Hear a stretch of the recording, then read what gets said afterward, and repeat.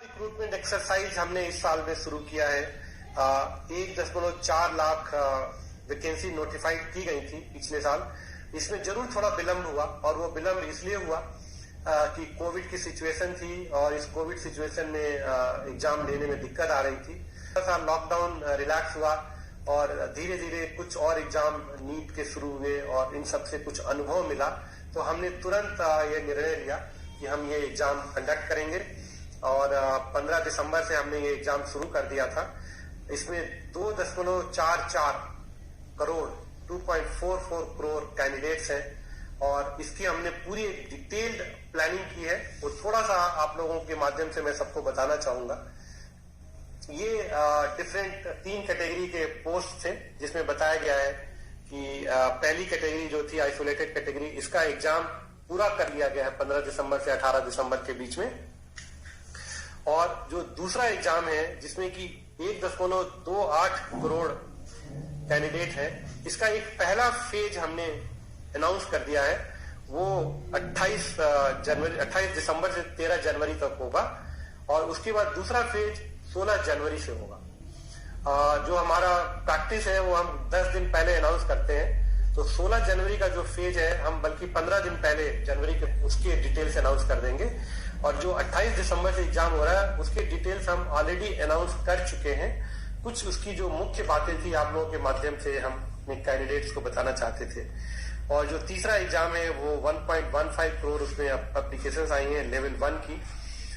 ये जब NTPC non technical popular category का एग्जाम खत्म हो जाएगा, उसके बाद उस एग्जाम को प्लान करेंगे, एक कंटिन्यूअस बेसिस पे एग्जाम।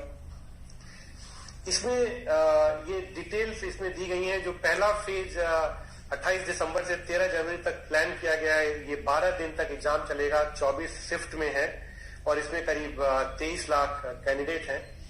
इस बार हमने ध्यान रखा है कोविड को ध्यान की ज्यादा से ज्यादा लोगों को उनके होम स्टेट में ही परीक्षा का हम सेंटर दे पाए, और स्पेशली फीमेल कैंडिडेट्स और जो फिजिकली हैंडीकैप्ड हैं उनको तो बिल्कुल उनके डिस्ट्रिक्ट के आसपास नियरेस्ट जगह पे ही दें, ताकि जर्नी कम से कम करनी पड़े। तो इसको ध्यान में रखते हुए हमने ये किया है।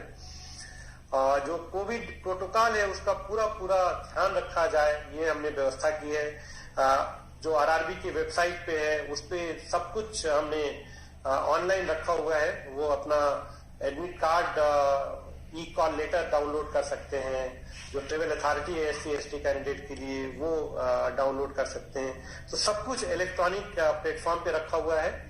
केवल आपके माध्यम से हम कैंडिडेट्स को ये अनुरोध करना चाहेंगे कि वो ऑफिशियल आरआरबी की वेबसाइट पे ही जाएं और वहीं से सूचना लें।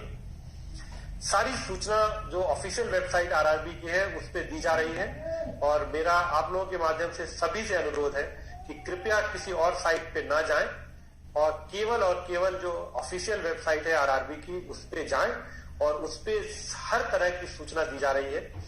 और हमने ये भी इंतजाम किए हैं कि किसी वजह से अगर कोई कैंडिडेट किसी शेड्यूल्ड डेट पे परीक्षा नहीं दे पाता है तो वो हमको बताए, और उसके लिए हम दूसरी डेट तय करेंगे।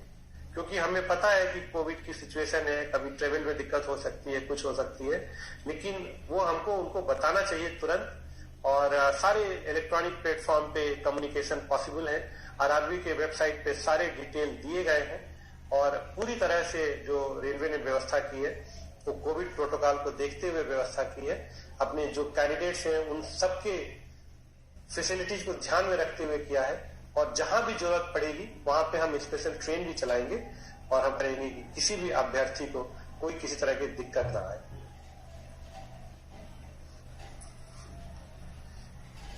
ये कोविड के प्रोटोकॉल्स हैं। सारे कोविड प्रोटोकॉल फॉलो किए जाएंगे। उनके टेम्परेचर चेक होंगे, उनको फेस मास्क लगाना होगा। हमने कोई ऐसी शर्त नहीं रखी है कि आप कोविड टेस्ट रिपोर्ट नेगेटिव कोई लेके आइए। हम बस सेल्फ डिक्लेरेशन चाहते हैं कि आपको कोई सिम्टम नहीं है, आपको कोविड से कोई समस्या नहीं है। आपका जरूर टेम्परेचर चेक किया जाएगा, और फेस मास्क आपको लगाना होगा। और सारे सेंटर्स पे हमने व्यवस्था कर रखी है कि कोई क्राउडिंग ना हो, सोशल डिस्टेंसिंग मेंटेन हो।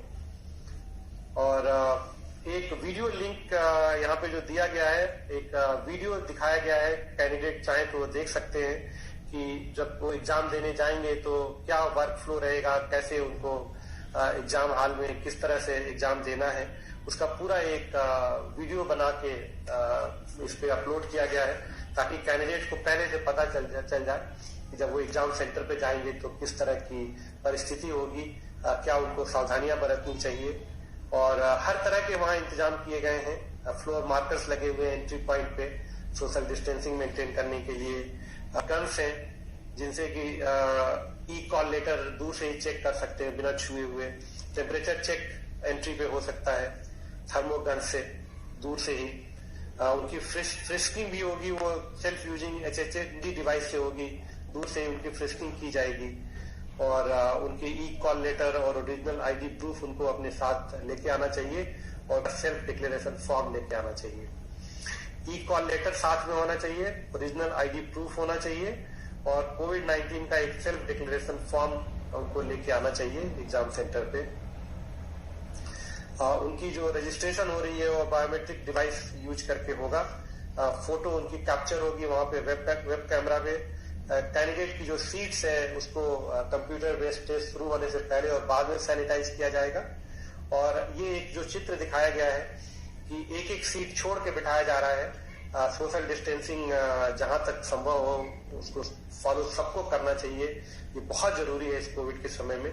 और हमने भारतीय रेल ने कर रखी है कि जो भी कैंडिडेट एग्जाम देने आएंगे उनको हर तरह की सुविधा दी जाए, जो कोविड प्रोटोकॉल है उसको फॉलो करें। ऐसे ही उनकी एंट्री और एग्जिट में पूरा इंतजाम किया गया है कि लोग धीरे धीरे निकले, बिना क्राउडिंग किए हुए निकलें और सोशल डिस्टेंसिंग मेंटेन करते हुए एंट्री करें, एग्जाम के बाद सोशल डिस्टेंसिंग मेंटेन करते हुए एग्जिट करें। तो ये आपके माध्यम से मैं सारे कैंडिडेट से रिक्वेस्ट कर रहा था। बहुत बहुत धन्यवाद। ये प्रेजेंटेशन थोड़ा लंबा था और इसलिए ये एक मुश्किल भरा समय होने के बाद भी इसमें भारतीय रेल की बहुत सारी उपलब्धियां थी।